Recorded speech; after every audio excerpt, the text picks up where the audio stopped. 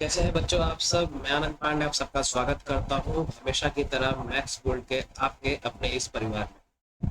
तो स्वागत करता हूं मैं आप सभी का।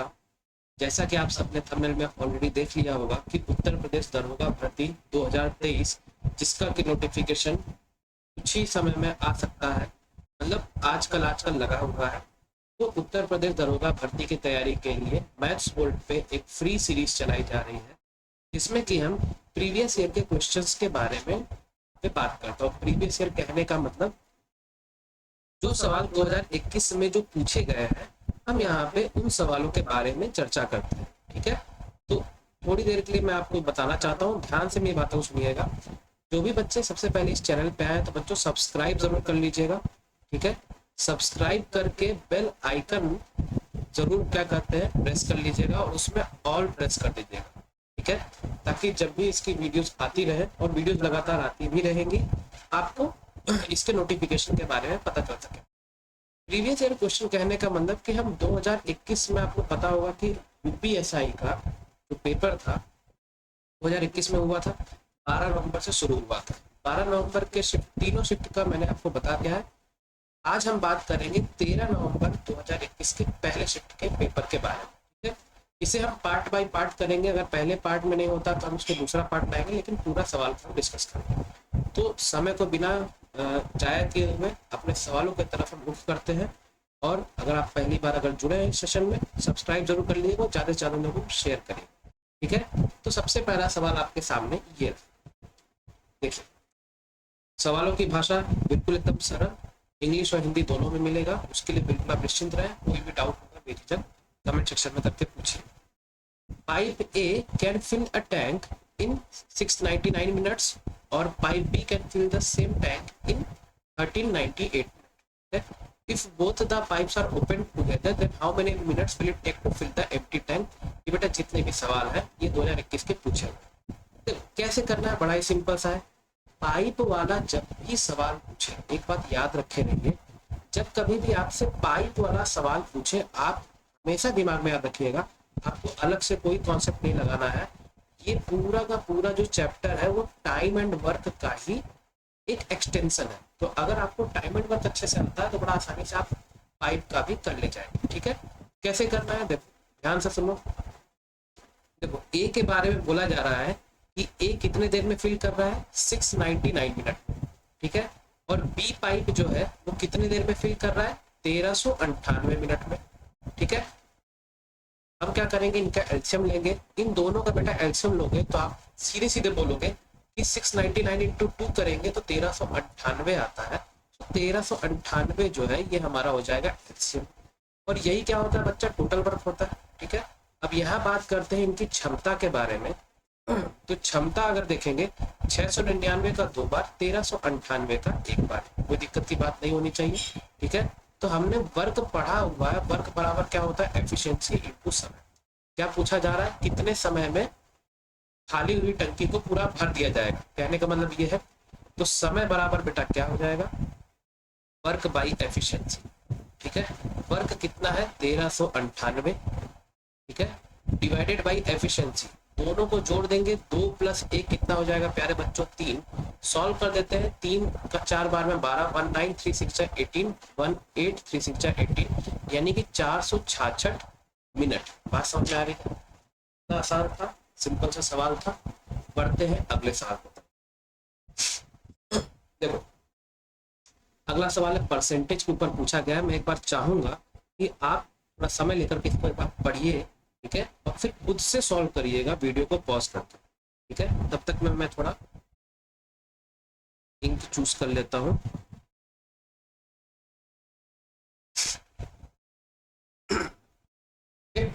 तो चलो देखते हैं। Length breadth and height of a room in the shape of a cuboid. ठीक है, एक कोई क्यूबॉइड मतलब घनाभ है, उसकी जो भुजाएं हैं, जो लेंथ है, ब्रेड्थ है, हाइट है, उसको 10%, 20% और 25% बढ़ाया जाता है। पूछा है कि वॉल्यूम ऑफ द क्यूबॉइड में क्या परिवर्तन होगा। ठीक है, तो देखो कितना आसानी से इस सवाल को करेंगे, ध्यान से बस देखते जाइए। ठीक है, देखो सबसे पहले देखो यहाँ पे मैं लिख दे रहा हूँ लेंथ, यहाँ पे मैं लिख दे रहा हूँ ब्रेड्थ, और यहाँ पे बच्चों लिख दे रहा हूँ हाइट। ठीक है, ध्यान से देखिएगा जो मैं बता रहा हूँ, ठीक है ना, कैसे करना है, आपको कोई फॉर्मूला लगाने की जरूरत नहीं। देखो 10%, तीनों का तीनों क्या है, बढ़ रहा है। सबसे पहले देखो 10% लिखा है, 10% मतलब बच्चा क्या होता है, 1/10। बढ़ रहा है मतलब क्या बोलेंगे, प्लस। अगर घट रहा होता तो क्या करते, माइनस। ठीक उसी तरह से बोला है 20%, 20% ब्रेड्थ है, 20% का मान क्या होता है बेटा, 1/5। ये भी बढ़ रहा है तो कर देंगे प्लस। और ठीक उसी तरह से 25% यानी कि क्या हो जाएगा, 1/4, 1/4। ठीक है, ये भी बढ़ रहा है मतलब कि प्लस। ठीक है, कोई यहाँ पे फॉर्मूला आपको नहीं लगाना। ठीक है, अब देखो यहाँ पे क्या करामात आपको करना है, यहाँ लिखना है पहले ओल्ड, फिर इसका रेशियो लेते हैं और फिर हम करते हैं न्यू। ठीक है, मतलब पुराना और नया। ठीक है, अब देखो जो भी ये नीचे लिखा रहता है वो क्या होता है, वो पुराना होता है। ठीक है, तो देखो लेंथ के बारे में बात करेंगे, पहले कितना था 10, ब्रेड्थ पहले कितना था 5, और हाइट पहले कितना था 4। बात समझ में आ गई। ठीक है, ये बेसिक बेसिक चीजें हैं, क्लियर है। और ये रेशियो कर दे रहे हैं। अब देखो 10 में जमा 1 कितना हो गया बच्चों, 11। 5 में जमा 1 कितना हो गया, 6।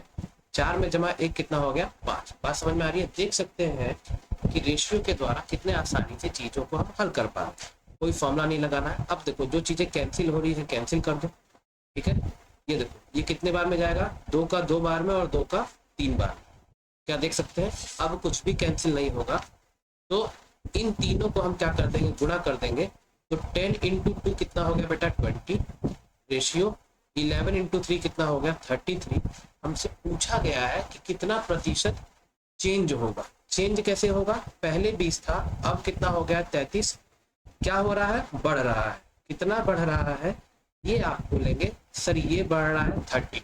ठीक है, तो क्या हुआ, बढ़ रहा है। तो यहाँ पे हम करेंगे परसेंटेज इंक्रीज। कितना इंक्रीज हुआ, जो गैप है उसको लिख दीजिए, मतलब प्लस का 13। ठीक है, हमेशा याद रखे रहिएगा, जो तीर होता है हमेशा उसका हम बैक एंड लेते हैं, हमेशा पीछे का हिस्सा लेते हैं। ठीक है, या दूसरे शब्दों में कह लो कि किस पे बढ़ रहा है, 20 पे बढ़ रहा है, उसको लिखेंगे नीचे। और प्रतिशत में करना है तो करेंगे इंटू 100। 20 का जाएगा 5 बार में, मतलब 13 इंटू 5 कितना हो गया बच्चों, 65%, यानी कि 65% का इंक्रीज हो रहा है। क्या मेरी बात समझ में आ रही है। आप देख सकते हैं ऑप्शन नंबर डी है इसका आंसर।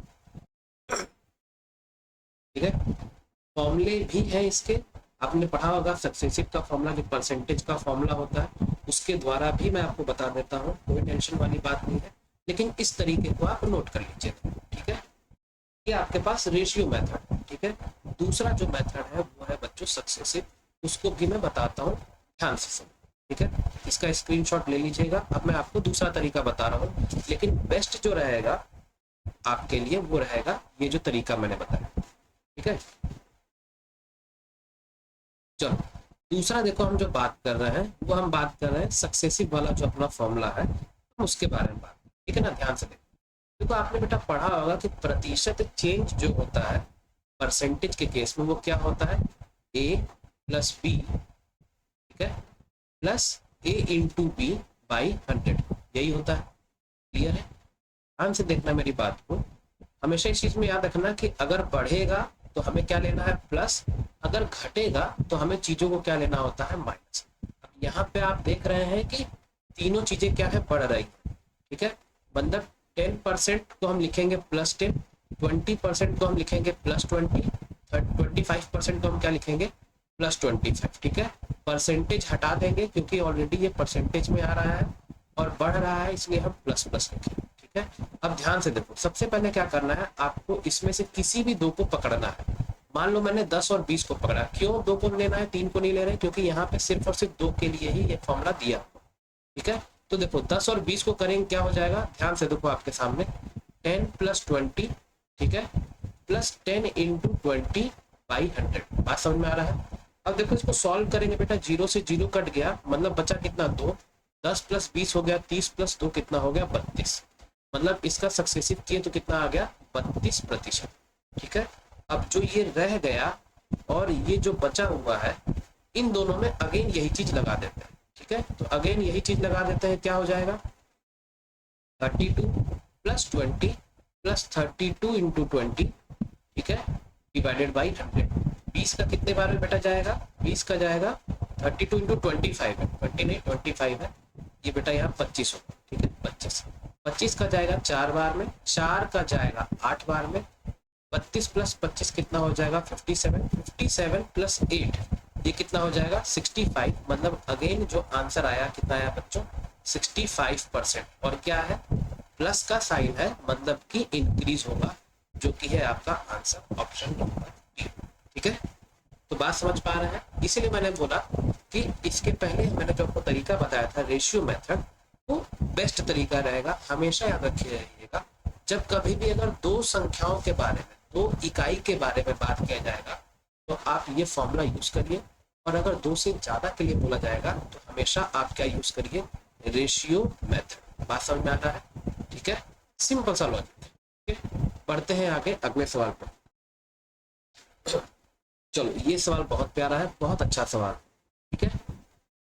ए एक वस्तु खरीदता है और इसकी मरम्मत पर 515 रुपए खर्च करता है, फिर वह इसे बी को 20% लाभ पर बेच देता है, बी इसे सी को 10% हानि पर बेच देता है, अंततः सी इसे 30% के लाभ पर 2808 रुपए में बेच देता है। चलो अच्छी बात है। तो ए ने वस्तु के लिए कितना भुगतान किया। देखो हम मान लेते हैं कि ए ने वस्तु के लिए x रुपए का भुगतान किया होगा, ठीक है। कैसे करना इसका मैं एक लाइन में आपको आंसर बताऊंगा, ध्यान से ठीक है। सबसे पहले क्या था कि ए ने मान लो कोई वस्तु खरीदा, मान लीजिए आप किसी किताब की दुकान पे गए, आपने एक बुक खरीदी, बुक खरीदने के बाद आपने उसमें 515 रुपए आपने और उसमें लगा दिया, तो कुल मिला के वो किताब आपको कितने में पड़ी, जो आपने एक्स वो लगाया था जो पैसा, उसमें 515 रुपए और, ठीक है। ये हो गया उसका कॉस्ट प्राइस, ठीक है, समझ में आ रहा है। हमें क्या पता करना है, हमें एक्स पता करना है, ठीक है। ये आपका हो गया कॉस्ट प्राइस। अब कुछ नहीं करना है, एक सिंपल सा चीज करना है। देखो पहले क्या बोला है 20% का लाभ हो रहा है, ठीक है। लाभ हो रहा है मतलब हमको पता है कि कॉस्ट प्राइस क्या होता है, हमेशा अपने आप में 100 होता है, ठीक है। जब 100 होता है 100 पे 20 का मुनाफा, यानी कि ये कितना हो गया, ऊपर लिख देंगे प्रॉफिट, नीचे लिख देंगे कॉस्ट प्राइस, ठीक है। तो 120/100। उसी तरह से देखो 10% का हानि हो रहा है, मतलब फिर हम कंपेयर किससे करते हैं 100 से, ठीक है। 10% हानि यानी कि 100 माइनस 10 कितना हो गया 90, ठीक है। फिर उसी तरह से इस तरह से मल्टीप्लाई करते जाना है जब तक कि आपका प्रॉफिट लॉस वाला सिलसिला खत्म ना हो जाए, ठीक है। फिर बोला है कि 30% का लाभ हो रहा है, 30% का लाभ यानी कि 100 प्लस 30 यानी कि 130, और डिवाइडेड बाई कर देंगे 100। क्लियर है। ये किसके बराबर है, ये दिया गया है आपका आखिरी में 2808 रुपए के बराबर है, ठीक है। बेटा ये जो आपको मैं तरीका बता रहा हूँ इसी को कहते हैं हम सीरीज मेथड। देख रहे हैं एक लाइन में ये पूरा का पूरा आ गया। अब इसको करते हैं सॉल्व, देखो ध्यान से, ठीक है। देखते जाना, ये दोनों जीरो को हम कैंसिल करते हैं, डबल जीरो से डबल जीरो कैंसिल। अब देखो 9 से कैंसिल करते हैं, ठीक है। 9 से हम कैसे पता करेंगे, 8 और 8 16 और 2 18, 9 से जाएगा, बिल्कुल जाएगा। तो देखो 9 का 3 बार में हो गया 27, ठीक है। 10 यानी कि 9 बन गया 9, 18 यानी कि 9 2 जा 80, ठीक है। अब देखो 13 से कैंसिल करते हैं, बस आपको कैंसिल करना है, 13 दूनी 26, 52, 13 चौके 52, ठीक है।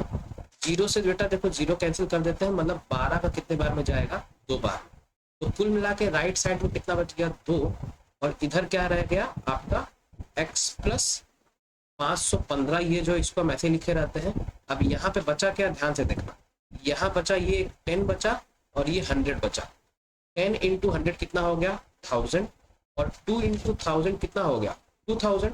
तो कुल मिला के x प्लस 515 हो गया 2000, ठीक है। तो देखो कुल मिलाकर इसको सॉल्व करेंगे तो x बराबर हो जाएगा 8, ठीक है, 1485। क्लियर है, x का वैल्यू कितना आ गया 1485। क्लियर है, समझ में आ रहा है, ठीक है। तो ये बेटा देखो इस सवाल की खूबसूरती थी, आपको इसमें कोई फॉर्मूला नहीं लगाना है, कोई तरीका मत यूज करिएगा, बिना मतलब की गलती हो जाएगी। सीरीज मेथड सबसे ज्यादा बेस्ट और कारगर तरीका है, ठीक है। कॉन्सेप्ट आपको पता होना चाहिए, बाकी आपकी कैलकुलेशन आपने कितना प्रैक्टिस किया, ठीक है। तरीका मैं बताऊंगा, अप्लाई आपको करना, ठीक है। बढ़ते हैं अगले सवाल पे। अगला सवाल आपके सामने ये देखो, साधारण ब्याज पे ये सवाल पूछा गया है, ठीक है। साधारण ब्याज पर निवेशित धन की एक राशि 17 वर्षों में अपने आप का 3 गुना हो जाती है, ठीक है। तो ज्ञात कीजिए कि समान दर पर यह राशि अपने आप का 17 गुना कितने वर्षों में हो। मतलब कुल मिला के कोई राशि जो है वो खुद का 3 गुना हो जा रही है 17 साल। ठीक है ध्यान से मान लेते हैं कि जो राशि है वो है पी। ठीक है, वो खुद का कितना गुना हो जा रही है बेटा, 3 गुना हो जा रही है।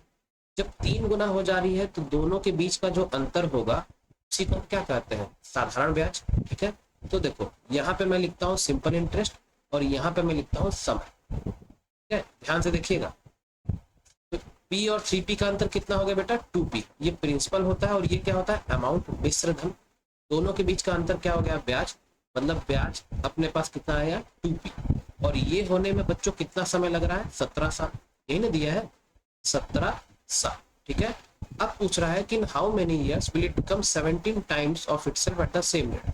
अब ये बोल रहा है दूसरा केस कि वही समान मूलधन है, प्रिंसिपल है, अब इसका कितना गुना हो जा रहा है, 17 गुना। तो ये प्रक्रिया होने में कितना समय लगेगा पूछा ये है।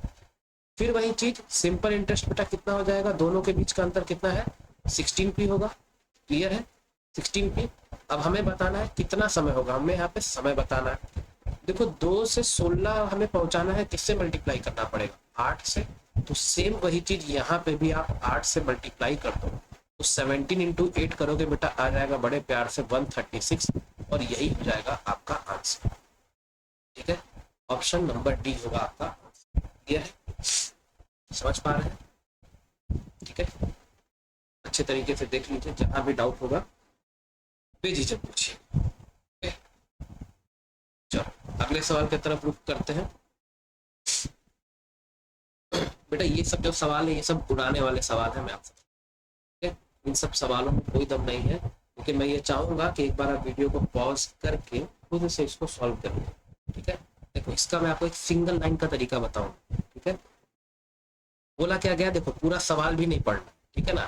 देखो सेल 1710 रुपए में अगर बेचा जा रहा है तो 24% का नुकसान हो रहा है। तो पूछा है कि कॉस्ट प्राइस क्या होगा। बेटा कुछ नहीं करना है, 1710 रुपए में जब बेचा जा रहा है तो कितने का नुकसान हो रहा है, 24% का। आपको पता है कि प्रॉफिट एंड लॉस में हम सारी चीजों को किससे कंपेयर करते हैं, कॉस्ट प्राइस से। और कॉस्ट प्राइस अपने आप में कितना होता है, 100% होता है। ठीक है, मान लो मैं आपको एक तरीका बता दूं, ध्यान से। ठीक है, सॉल्यूशन तो आपका एक लाइन में हो जाए, कोई दिक्कत नहीं। एक कॉन्सेप्ट समझो, प्रॉफिट एंड लॉस में हम जो भी कंपेयर करते हैं, जो भी तुलना करते हैं, हमेशा बेटा किससे करते हैं, कॉस्ट प्राइस। कॉस्ट प्राइस हम क्या मानते हैं, 100%। ठीक है, अब ऐसा मान लो कि बोला है कि 20% का लाभ पर बेचा जाता है। ठीक है, 20% का लाभ। तो लाभ यानी कि जैसे हम नंबर लाइन में करते हैं ना, प्लस है तो राइट साइड में, माइनस है तो लेफ्ट साइड में, ठीक उसी तरह से मान लो कि 20% का प्रॉफिट हुआ। ठीक है, और उसी तरह से मान लो अगर ये बोला जाता है कि 30% का नुकसान हो रहा है। ठीक है, 30% का नुकसान हो रहा है, मतलब कॉस्ट प्राइस के दूसरे तरफ। ठीक है, तो देखो तो 100 प्लस 20 कितना हो जाएगा बेटा, 120%। तो ये 120% क्या है, ये 120% आपका विक्रय मूल्य है, यानी कि सेलिंग प्राइस होता है। ठीक है, उसी तरह से अगर 30% के नुकसान पे बेचा जा रहा है तो 100 माइनस 30 मतलब कितना हो जाएगा, 70%। मतलब कि 70% का ये क्या हो रहा है, विक्रय मूल्य। ये जो विक्रय मूल्य है ये प्रॉफिट के वजह से है। ठीक है, और ये वाला जो विक्रय मूल्य है ये लॉस की वजह से।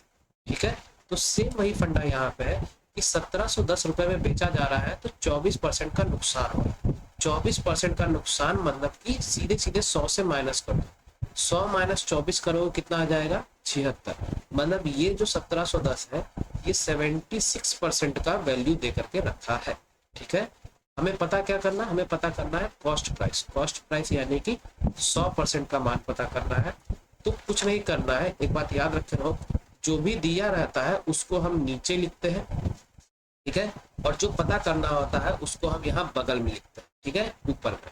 तो पता क्या करना है, कॉस्ट प्राइस, जो कि अपने आप में क्या है, 100%। ठीक है, तो देखो परसेंट से बेटा परसेंट कट गया। ठीक है, अब इसको देखो सॉल्व करते हैं 19 से। ठीक है, आपको ऐसे देखने में तो पता नहीं चलेगा, 76 इंटू 2 करोगे तो कुछ और ही संख्या आएगी।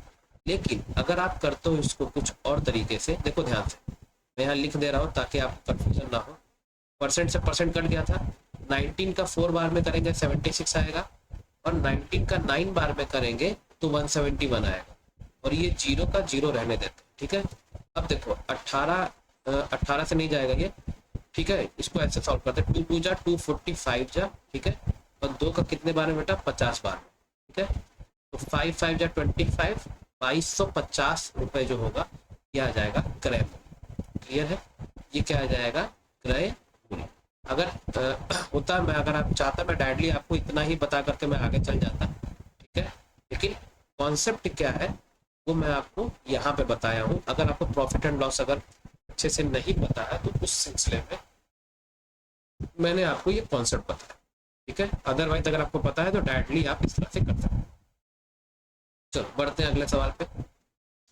बताओ ये सवाल, ठीक है, ये जितने भी सवाल हैं सारे के सारे फर्स्ट शिफ्ट के सवाल हैं 13 नवंबर के। ठीक है, तो ये सवाल देखो कैसे करना है।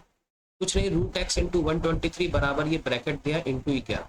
देखो सबसे पहले तो इसको सॉल्व करते हैं। 10 में से 7 गया बेटा 3, 11 में से 6 गया कितना हो गया 5। ठीक है, 10 में से 7 गया अगेन कितना हो गया 3।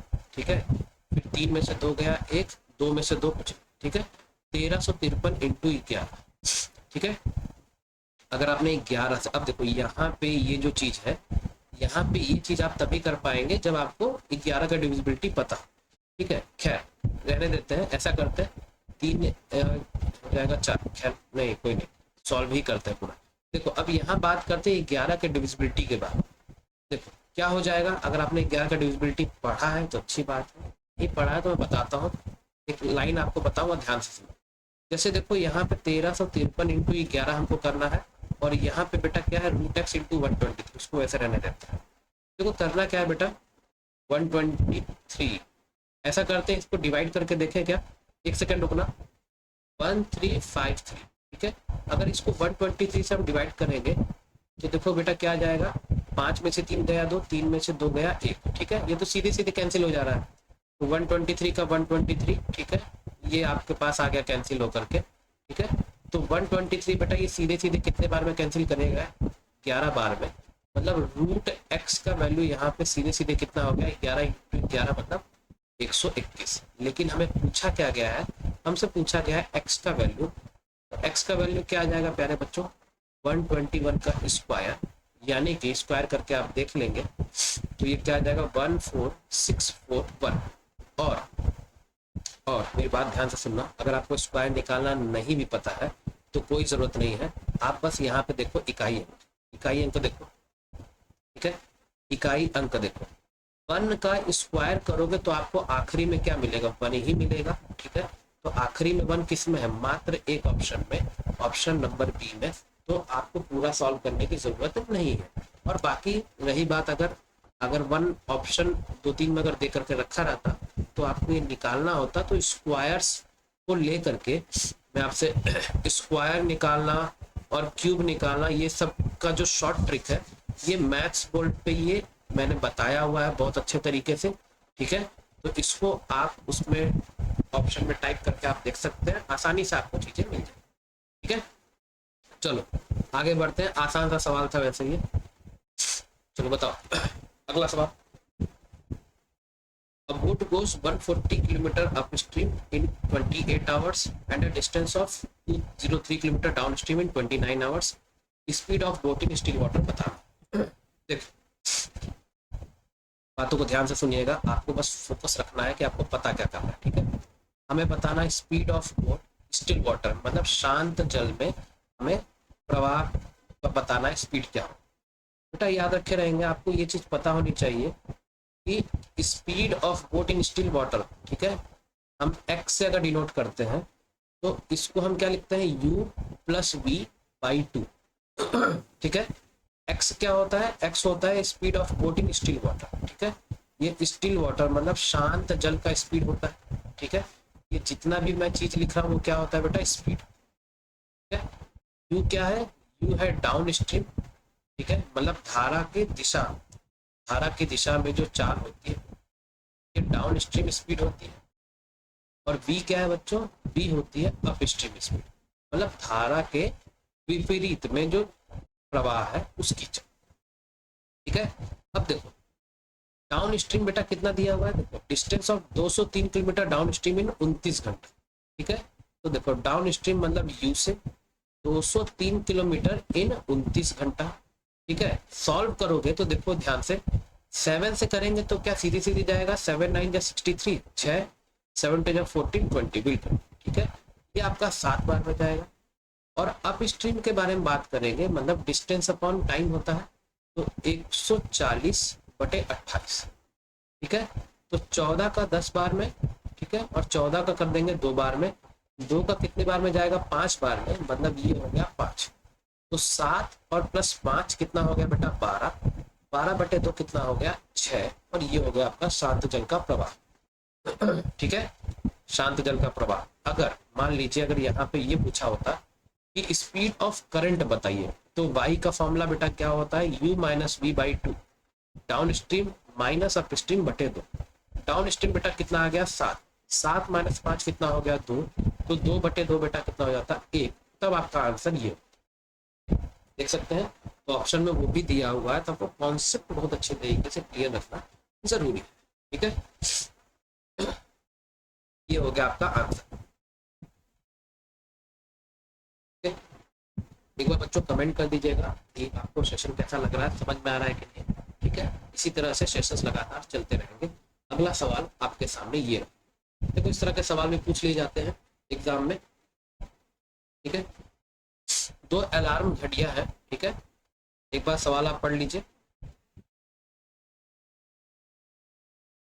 देखो 2 अलार्म घड़ियां में 90 सेकंड तथा 44 सेकंड के नियमित अंतराल में अलार्म बजते हैं। ठीक है ना, 90 और 44 सेकंड के अंतराल में अलार्म बजता है 2 घड़ियों में।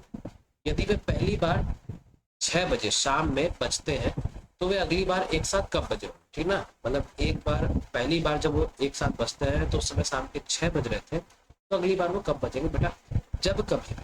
ठीक है, यहाँ पे नोट करके लिख लीजिए, यहाँ पे नोट करके लिख लीजिए। ठीक है, जो मैं बात लिखवा रहा हूँ, ठीक है, इसको मैं हिंदी में भी लिख दे रहा हूँ। ऐसे सवालों में, ऐसे सवालों में, ठीक है, हमेशा हमेशा एलसीएम ही लेना है। ठीक है, इस चीज को बच्चों नोट कर लीजिए, हमेशा आपको इसमें एलसीएम ही लेना होता है। ट्रैफिक लाइट, घंटियां, बेल्स वगैरह, जब भी ये सवाल पूछा जाए कि एक साथ कब बजेगी, हमेशा याद रख रही है आपको एलसीएम लेना। ठीक है, अब देखो 6 बजे एक साथ बज रहा है, अगली बार कब बजेगी, कुछ नहीं करना है। सबसे पहला स्टेप आप निकालो एलसीएम। एलसीएम किसका बेटा, 90 और 44 का, 90 और 44 सेकंड का। ठीक है, एलसीएम निकाल के देखो क्या होगा, कुछ नहीं करना है, सीधे सीधे सबसे पहले लिखो यहाँ पे 90, यहाँ लिखो 44। ठीक है, सॉल्व करो, 2 से अगर कटेंगे कितना जाएगा, 45 बार में और फिर 22 बार में। अब क्या कोई ऐसा नंबर है जो दोनों को कर सके, नहीं है, तो एलसीएम क्या हो जाएगा, सीधे सीधे ये। ठीक है, एलसीएम क्या हो जाएगा, ये संख्या। अब ध्यान से देखेंगे एलसीएम अपने पास कितना आ गया, 2 × 45 × 22। ठीक है, लेकिन ये जो हमारे पास आएगा ये क्या आएगा, सेकंड में। ठीक है, हमें क्या बताना है, हमें मिनट में बताना है, क्योंकि 6 घंटा फिर फला मिनट कुछ ऐसा रहता है, तो हमको इसको मिनट में कन्वर्ट करना पड़ेगा। मिनट में कन्वर्ट करने के लिए इसको हम डिवाइड करेंगे 60 से। ठीक है, सॉल्व करो, देखो 2 का जाएगा 30 बार में। ठीक है, अब देखो और कैंसिल करते हैं, 15 का 2 बार में और 15 का कितने बार में, 3 बार में। ठीक है, 2 का जाएगा बेटा 11 बार में, तो 3 × 11 कितना हो गया, 33 मिनट। ठीक है, तो आपके पास जो एक्चुअल में जो आंसर आया वो क्या आ गया, 6 घंटा, ठीक है, 33 मिनट, या फिर दूसरे शब्दों में कह लीजिए इस तरह से 6:33 PM। बात समझ में आए? तो कुल मिलाकर के मुद्दा ये है कि इस तरह के सवाल में हमेशा आपको एलसीएम लेना है। ठीक है, क्लियर है, कोई फालतू की बातें नहीं, सीधे सीधे मुद्दे की बात होगी। और जब फालतू की बातें करना भी होगा तो मैं आपसे जरूर करूंगा, लेकिन फिलहाल भी सिर्फ और सिर्फ अपना एग्जाम ओरिएंटेड अप्रोच रखना। अगले सवाल पे बढ़ते हैं। ठीक है, अगला सवाल बेटा, इस तरह के सवालों में कैसे अप्रोच किया जाता है, याद रखे रहो। ठीक है, देखो एक घड़ी विक्रेता है, ठीक है ना, क्रमशः 15% और 20% की क्रमिक छूट के बाद 45,200 में घड़ियां बेचता है। तो अंकित मूल्य क्या है बेटा? जब भी इस तरह का सवाल आए कुछ मत करो, सीरीज मेथड सबसे अच्छा तरीका होता है। क्या है? Series method. ठीक है, मैं सीरीज मेथड का आपको मैं ढांचा बता दे रहा हूँ कैसे करना है। सीधे सीधे आपको इस तरह से लिखना है। सबसे पहले लिखोगे एमपी, मध्य प्रदेश, अपने देश का एक अभिन्न हिस्सा, मार्केट प्राइस इनटू प्रतिशत डिस्काउंट, है प्रतिशत डिस्काउंट बराबर क्या होगा? Selling price. ठीक है, इस ढांचे को याद रखे रहो, हमेशा सीरीज मेथड में इसी ढांचे का इस्तेमाल होता है। ठीक है, अब देखो पता क्या करना है हमें? मार्केट प्राइस पता करना है, तो बड़े प्यार से हम मार्केट प्राइस लिख देते हैं। ठीक है, फिर यहाँ पे करते हैं डिस्काउंट।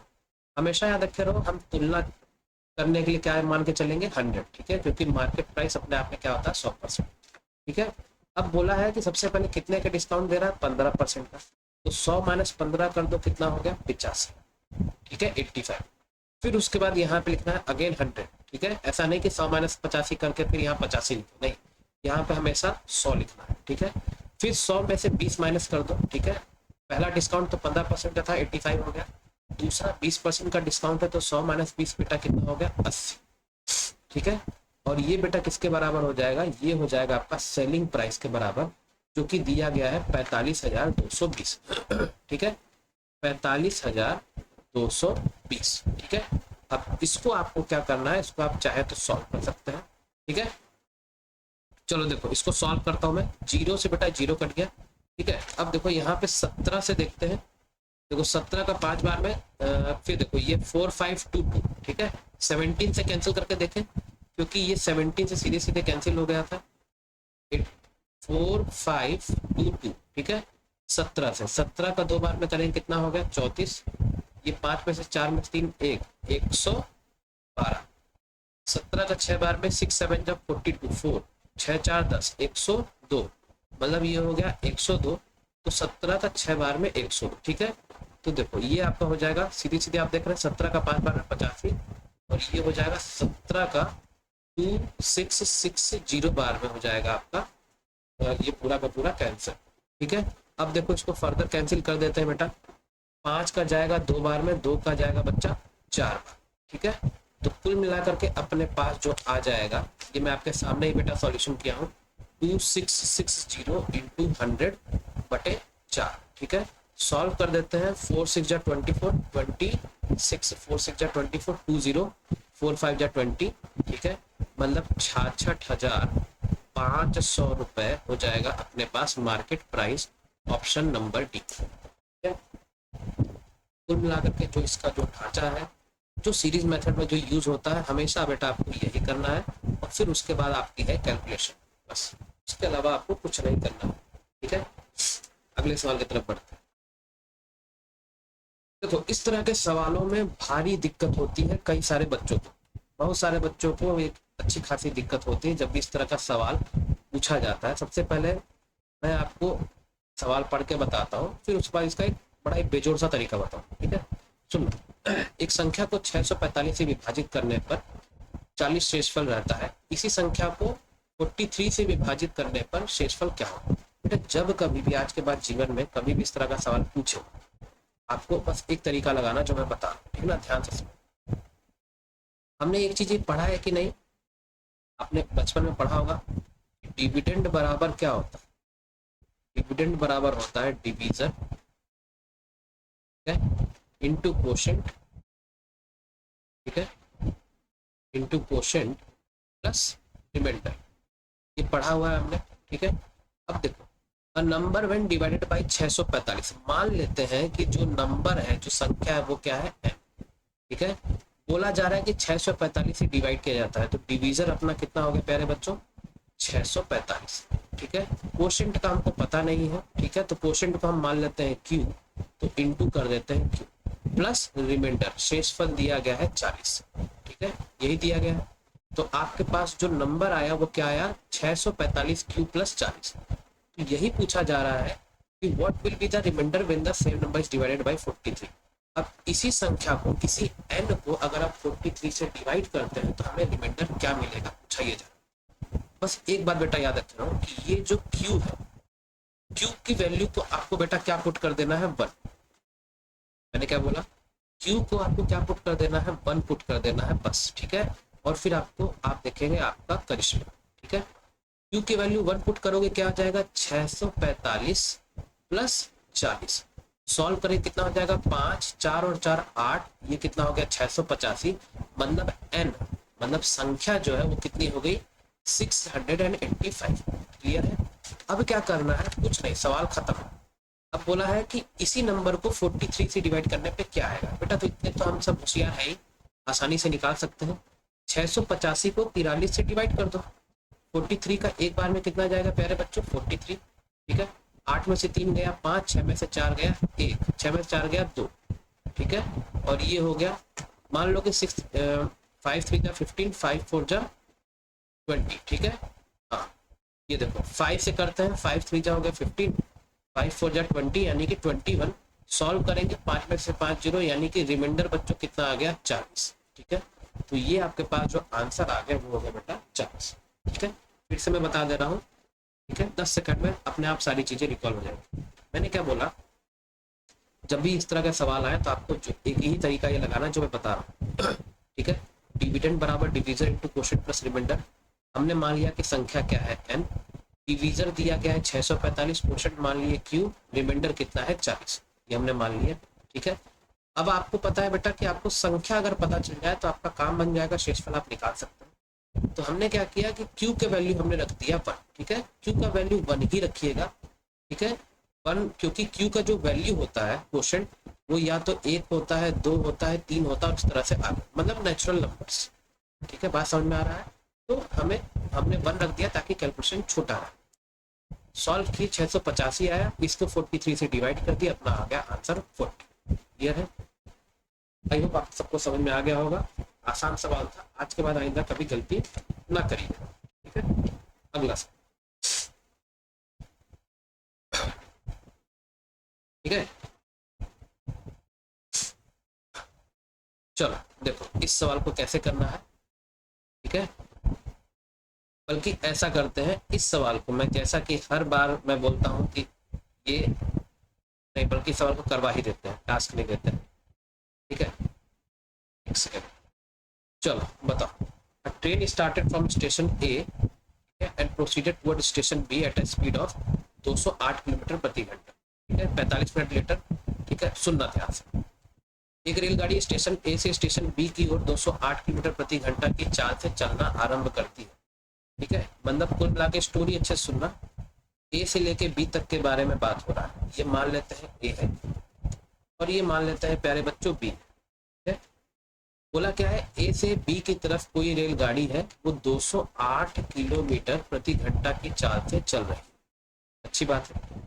45 मिनट बाद दूसरी रेलगाड़ी स्टेशन बी से स्टेशन ए की ओर 25 किलोमीटर प्रति घंटा की चाल से चलना आरंभ करती, ठीक है। मतलब बी से कोई गाड़ी ए की तरफ चल रही है, ठीक है। कितनी रफ्तार से चल रही है, 25 किलोमीटर प्रति घंटा की चाल से चल रही है, ठीक है। लेकिन ये कितने देर बाद चल रही है, 45 मिनट बाद। तो बेटा 45 मिनट बाद ये बी से चली है, तो जाहिर सी बात है ए से कुछ आगे तो रेलगाड़ी तय की गई होगी। तो मान लेते हैं कि ए ने इतना दूरी तय किया, ठीक है। ये 45 मिनट में मान लेते हैं कि ए ने यहाँ तक की दूरी को कवर किया, ठीक है। तो देखो हम सबसे पहले ये दूरी निकाल लेते हैं बेटा, दूरी, ठीक ना, distance by a, distance by a, ठीक है, इन 45 मिनट, ठीक है, इन 45 मिनट। अच्छे तरीके से देखना, स्टेप बाय स्टेप समझ में आ जाएगा। क्या करना है, डिस्टेंस बराबर स्पीड इनटू टाइम। स्पीड कितना है, 208 किलोमीटर प्रति घंटा में दिया हुआ, ठीक है। तो 45 मिनट स्पीड इनटू टाइम होता है, तो इनटू 45 मिनट। अब चूंकि ये घंटा में दिया है तो इसको भी हम घंटे में कन्वर्ट कर देते हैं, ठीक है। अब सॉल्व करते हैं। देखो 5 से कैंसिल करते हैं, 5 का 9 बार में, 5 का 12 बार, ठीक है ना। 12 12 बन जा 12, ठीक है। 88 नहीं जाएगा, ठीक है। 4 3 जा 12, 4 5 जा 20 और 4 2 जा 8, ठीक है। फिर 3 3 जा 9, तो कुल मिला के कितना आ गया, 3 2 जा 6 और 3 5 जा 15। मतलब 156 किलोमीटर ये तय किया रेलगाड़ी इस 45 मिनट, क्लियर है? अब देखो ध्यान से देखना, यहाँ पे एक इंफॉर्मेशन भी दे करके रखा है, ठीक है? हाँ, देखो एक इंफॉर्मेशन देकर रखा है, if the distance between the two station is 855 kilometre, मतलब ए और बी के बीच का दूरी देकर के रखा है 855 किलोमीटर, ठीक है? तो 855 में से 156 तो चला गया, तो ये दूरी कितना बचा बेटा? ये दूरी बचा आपका 855 में से हम 156 को कर देते हैं माइनस, 15 में से 6 करेंगे बेटा कितना हो जाएगा? 9, 14 में से 5 करेंगे बेटा कितना हो जाएगा? 9, ठीक है? और 7 में से करेंगे 6, मतलब ये हो गया प्यारे बच्चों 699 किलोमीटर। क्लियर है? अब आते हैं स्टोरी पे, अब ध्यान से देखो। अब ये बोला है कि हाँ ठीक है, चलना आरंभ, यदि दोनों स्टेशन के बीच की दूरी 855 किलोमीटर है तो दोनों रेलगाड़ियां स्टेशन ए से कितनी दूर पर मिलेंगी, ठीक है? कितनी दूर पर मिलेंगी, इसको कैसे बताना है, ध्यान से बता। आपको पता होना चाहिए बेटा मीटिंग टाइम जो है, अब आपके पास जो फ्रेम है वो ये, ठीक है? गाड़ी ए यहाँ पे पहुंच चुकी है, बी यहाँ पे पहुंच चुकी है, ये मान लेते हैं आकर के कहीं यहाँ पे मिलेंगे, ठीक है? तो मीटिंग टाइम बेटा क्या होता है? डिस्टेंस अपॉन नेट स्पीड, ठीक है? नेट स्पीड, डिस्टेंस कितना है? 699, ठीक है, किलोमीटर, और स्पीड, नेट स्पीड कितना हो जाएगा? ऑपोजिट डायरेक्शन में है 208 किलोमीटर प्रति घंटा ये है, 25 किलोमीटर प्रति घंटा ये है, दोनों क्या हो जाएंगे? रिलेटिव स्पीड का फंडा आपको पता होना चाहिए, दोनों क्या हो जाएंगे? ऐड हो जाएंगे, ठीक है? विपरीत दिशा में स्पीड हमेशा जुड़ती है और समान दिशा में चाल हमेशा सब्ट्रैक्ट होती है, पता होना चाहिए आपको, ठीक है? तो देखो ये कितना हो गया? 699 बटे कितना हो जाएगा? 8 5 13, 2 1 3, और ये हो गया 233। सीधे सीधे बच्चों ये कितने बार में काटेगा? 3 बार, ठीक है? मतलब समय कितने कितने देर के बाद ये मिलेंगे आपस में? 3 घंटे, ठीक है? तो 3 घंटे में ये आपस में मिलेंगे, लेकिन सवाल समय नहीं पूछा है, सवाल पूछा है कि ए से कितने दूरी पर मिलेंगी, ठीक है? तो फिर वही चीज, ए 3 घंटे में कितना समय ट्रेवल करेगा? कुछ नहीं करना है, 3 × 8 कर दो, 3 8 जा 24 और 3 2 जा 6, मतलब 624 ए ने ट्रेवल किया और प्लस 156, दोनों को जोड़ देते हैं, 624 प्लस 156 बराबर क्या हो जाएगा? 6 4 10, 5 2 7 8, 6 1 7, यानी कि 780 किलोमीटर की दूरी होगी ए से के मिलने की। अच्छा सवाल लगा? ये सवाल बच्चों पूछा गया था यूपीएसआई के उस सेशन में, फर्स्ट शिफ्ट में 13 नवंबर, ठीक है? ऐसे ऐसे सवाल ये पूछे जाते हैं, कुछ कुछ सवाल बड़े ही अच्छे थे, उनमें से एक ये थे, ठीक है? चलो अगला सवाल, आपको बेटा जहां भी डाउट होगा बेझिझक बताना, मैं आपको कमेंट सेक्शन में पूरा बकायदा अच्छे तरीके से मैं फोटो करके दे दूंगा, ठीक है? लेकिन कहीं कोई टेंशन वाली बात नहीं, ठीक है?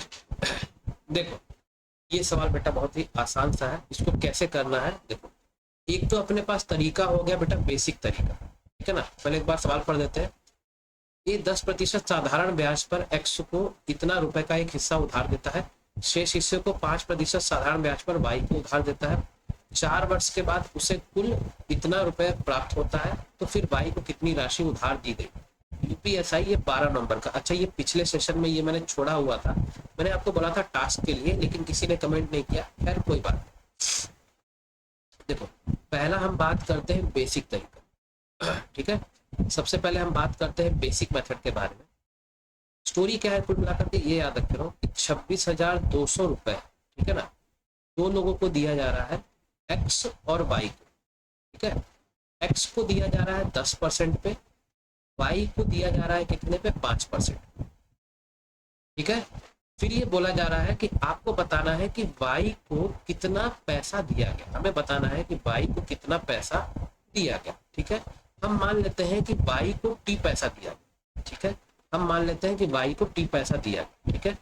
अगर वाई को हम मान लेते हैं कि टी पैसा दिया गया है, तो बेटा एक्स को कितना मिला होगा? एक्स को मिला होगा 26,200 माइनस टी, कितना मिला होगा? 26,200 माइनस टी। यहाँ तक में कोई दिक्कत नहीं होना चाहिए, ठीक है? अब सुनना ध्यान से, क्या हम ऐसा बोल सकते हैं कि x को मिलने वाला ब्याज प्लस y को मिलने वाला ब्याज ही कुल ब्याज होगा। ठीक है, तो देखो ऐसे कह सकते हैं कि simple interest x plus simple interest y बराबर हो जाएगा सिंपल इंटरेस्ट टोटल। ठीक है, अब सिंपल इंटरेस्ट टोटल क्या होगा, ये क्या है बेटा, मिश्र धन है प्रिंसिपल, और ये कितना बन, ये मिश्र धन सॉरी मूलधन है 26,200, ये बन कितना जा रहा है 34,007। ठीक है, तो ये आपके पास हो गया प्रिंसिपल, ये हो गया अमाउंट, और अमाउंट माइनस प्रिंसिपल ही करते हैं तभी तो हमारे पास क्या आता है, ब्याज आता है। तो दोनों को माइनस करो, 34,060 माइनस ये कितना हो जाएगा 60 हो जाएगा। ठीक है, 10 में से 2 बेटा गया, कितना हो गया 8, 13 में से 6 7। ठीक है, 2 में से 2 मतलब आपके पास जो ब्याज निकल के आया बेटा वो कितना आया 7860। ठीक है, यहाँ पे सीधी सीधी देखो बेटा फॉर्मूले को रखना है, पीआरटी सिंपल इंटरेस्ट क्या होता है, पीआरटी बाई 100, प्रिंसिपल कितना है एक्स के लिए बात करें तो 26,200 माइनस टी। ठीक है, इंटू कर देंगे कितना, इंटू कर देंगे रेट यानी कि 10%, और फिर रेट इंटू टाइम, टाइम कितना है बेटा 4 साल के लिए, यहाँ पे देखो कितना दिया गया है 4 साल। ठीक उसी तरह से डिवाइडेड बाई हम कर देंगे 100 प्लस सेम वही चीज टी इंटू 5%, यहाँ परसेंट ऐसे नहीं, यहाँ परसेंट तो ऑलरेडी डिवाइडेड बाई 100 दिया गया है, 5 इंटू 4/100 बराबर कर देंगे कितने बराबर, सिंपल इंटरेस्ट टोटल कितना है हमारा 7860। ठीक है, अब यहाँ से आपको निकालना होगा बेटा टी की वैल्यू, आप देख सकते हैं कितना डरावना सा लग रहा है, लेकिन ये हो गया बेसिक मेथड, इसको आप सॉल्व करेंगे तो टी का वैल्यू बेटा आपका आ जाएगा 13100। ठीक है, मतलब जो अमाउंट वाई को जो दिया जाएगा वो कितना होगा 13,100। ठीक है, ये बेसिक अप्रोच था जो मैंने आपको बताया 13,100। ठीक है, अब हम बात करते हैं कि स्मार्ट अप्रोच के बारे में, तो उसको ध्यान से सुनना। ठीक है, ये तरीका आप लगाइएगा नहीं, अगर आपको कुछ नहीं आता है तो फिर ये तरीका लगा देना। बात हम करते हैं कि स्मार्ट अप्रोच के बारे में ध्यान से सुनना। ठीक है, हम जो बात करेंगे मिक्सचर एंड एलिगेशन का, जो सेकंड मेथड है वो एलिगेशन का मेथड है। अच्छे तरीके से सुनना, अगर नहीं भी आता है तो भी अच्छे तरीके से सुनना, क्योंकि जो मैं बताऊंगा इतना अगर आपने सीख लिया तो आसानी से कर ले जाओ। देखो सिंपल इंटरेस्ट अपने पास कितना आया था निकल के बच्चों 7860। सिंपल इंटरेस्ट कितना निकल गया था 7860। क्या ये 4 साल का ब्याज था, क्या ये 4 साल का ब्याज था, हाँ कि ना। ठीक है, और हमें पता है कि सिंपल इंटरेस्ट हर साल सेम रहता है, तो हमने 1 साल का ब्याज निकाल लिया, सिंपल इंटरेस्ट फॉर 1 साल हमने निकाला, तो हमें वो कितना मिल जाएगा बेटा 7860 को कर देंगे 4 से डिवाइड, कितना हो जाएगा 4 का 19 चौके 76 होता है। ठीक है, तो ये हो जाएगा 26, 4 6 जा 24, 20 4 5 जा 20। ठीक है, 1900 हो जाएगा बेटा 65 1 साल का साधारण ब्याज। ठीक है, अब देखो यहाँ पे इसको रहने देते हैं। अब हम क्या करते हैं, ऐसा मान लेते हैं कि 26,200 रुपए जो है ये 2 में दिया गया है, एक्स में और वाई में। ठीक है, पहला केस हम ये मानते हैं कि 26,200 पूरा का पूरा एक्स में दे दिया गया हो।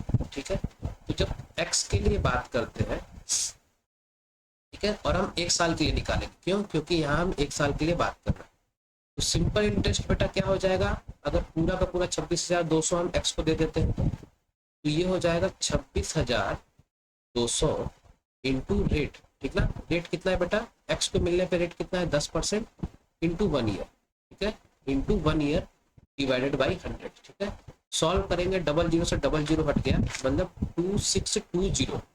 ठीक है, उसी तरह से हम मान लेते हैं कि हम पूरा का पूरा पैसा हम वाई को दे रहे हैं, ठीक है, एक्स को नहीं दे रहे हैं, तो उस पर ब्याज कितना लगेगा SI वाई बराबर बेटा कितना हो जाएगा, अगेन 26,200, यहाँ पे रेट कितना है 5% का, और 1 साल के लिए निकालना है, क्यों, क्योंकि हम 1 साल का ब्याज ले रहे हैं, डिवाइडेड बाई 100। ठीक है, ये 00 से बेटा 00 कैंसिल हो गया, सॉल्व करेंगे, 5 2 जा 10, 5 6 जा 30, 31। ठीक है, फिर 5 2 जा 10 कितना हो जाएगा 1310। बात समझ में आ रहा है, तो आपके पास देखो ये तीनों वैल्यूज मिल गई, हम यहाँ पे लगाएंगे एलिगेशन, कैसे लगेगा ध्यान से। ठीक है, देखो यहाँ पे हम लेके चलते हैं 10% को, यहाँ पे हम लेके चलते हैं 5% वाले। ठीक है ना, ध्यान से देखना, जब 10% को लेकर के बात किए तो कितना आया था ब्याज, 26-20, 26-20। जब 5% को लेकर चले थे तो ब्याज कितना आया था बेटा, 1310। बात समझ में आ रहा है, 1310। अब देखो टोटल जो होता है हमेशा इन दोनों के बीच में लिखते हैं, टोटल कितना है, 1965। ठीक है, ये बेटा आपको तभी समझ में आएगा आपका कॉन्सेप्ट क्लियर है। क्लियर है, देखो अब इसको देखो सॉल्व करेंगे तो ये आ जाएगा, दोनों को करो माइनस, माइनस करेंगे बेटा कितना आ जाएगा, 10 में से 5 5, 11 में से 6 हो गया 5, ठीक है, फिर 15 में से 9 हो गया तुम्हारा 6, ठीक है, ये भी 655, और इसको सॉल्व करोगे ये भी कितना आएगा, 655। इन दोनों का हम ले लेते हैं रेशियो, तो 655 रेशियो 655 करो कितना आ जाएगा, 1:1। हमें क्या बताना है कि y को कितना मिला, y यानी कि 5% वाले को कितना मिला, तो 5% वाले को बेटा कितना है, 1 यूनिट। कुछ नहीं करना है, ठीक है, आपको क्या करना है, 1 यूनिट वाले का हमको पता करना है, 1/, टोटल कितना है 2, ठीक है, इंटू कर देना है जो अमाउंट जो डिस्ट्रीब्यूट किया गया 26,200। सॉल्व करोगे तो कितना आंसर आएगा, 13,100। तो आप देख सकते हो कि एलिगेशन से आप कितने आसानी से कर पा रहे हो। ठीक है, हमने क्या किया, 1 साल का ब्याज निकाल लिया, फिर x और y का हमने ब्याज निकाल लिया, ठीक है, एंड एट लास्ट हमने सॉल्व किया, हमारा आंसर आ गया। तो बेसिक तरीका और ये जो स्मार्ट तरीका, ये दोनों मैंने बताया, जो भी आपको पसंद आए बच्चों आपको कर सकते हैं। ठीक है, सो आई होप आज का सेशन आपने एंजॉय किया होगा, क्योंकि आज के सवालों का इतना ही था पूरा। ठीक है, हम इसको पार्ट बाय पार्ट में लाते रहेंगे। क्लियर है, तो अच्छे तरीके से चीज़ों को सीखते रहिए, सवाल जितने भी हैं सारे सॉल्व करवाए जाएंगे। आई होप आपने सेशन एंजॉय किया होगा, और मैं फिर बोल रहा हूँ, अगर आपने सब्सक्राइब नहीं किया बेटा सब्सक्राइब कर लीजिएगा, क्योंकि अगर आप इस चैनल से जुड़े रहेंगे आपको बहुत फ़ायदा मिलने वाला है। ठीक है, हर एक एग्जाम को कवर करवाया जाएगा बिना किसी टेंशन के। तो बहुत बहुत शुक्रिया, बहुत बहुत धन्यवाद। फिर मुलाकात होगी अगले सेशन में। कमेंट करके ज़रूर बताएगा कोई डाउट होगा तो। ठीक है, तो थैंक यू वेरी मच।